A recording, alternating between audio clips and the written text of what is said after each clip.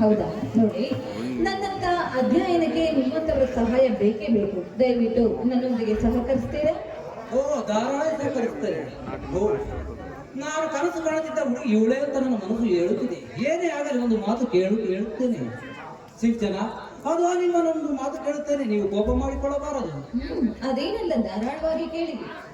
ಸಿಂಚನ, ನೀವು ನನ್ನನ್ನು ವಿವಾಹ ಮಾಡಿಕೊಳ್ತೀರಾ? ಏನ್ರಿ ಹೇಳ್ತಾ ಇದ್ದೀರಾ ನೀವು? ಸಿಂಚನ, ನಿನ್ನ ಸತ್ವದ ನಡವಳಿಕೆ ಕಂಡ ಮರುಕ್ಷಣವೇ ಇವಳೇ ಬಹಳ ಸಂಗಾತಿ ಆಗಬೇಕೆಂದು ನನ್ನ ಅಂತರಾಳ ತೀರ್ಮಾನಿಸಿದೆ.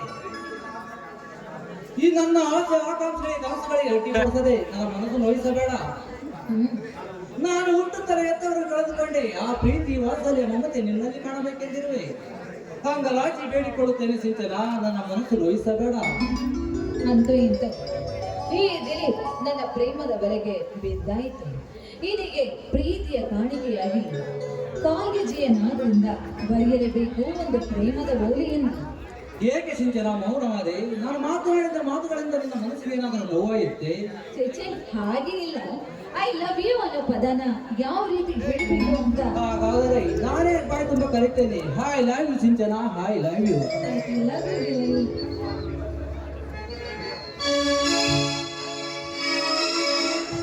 ಸಂಗಾತಿಯೇ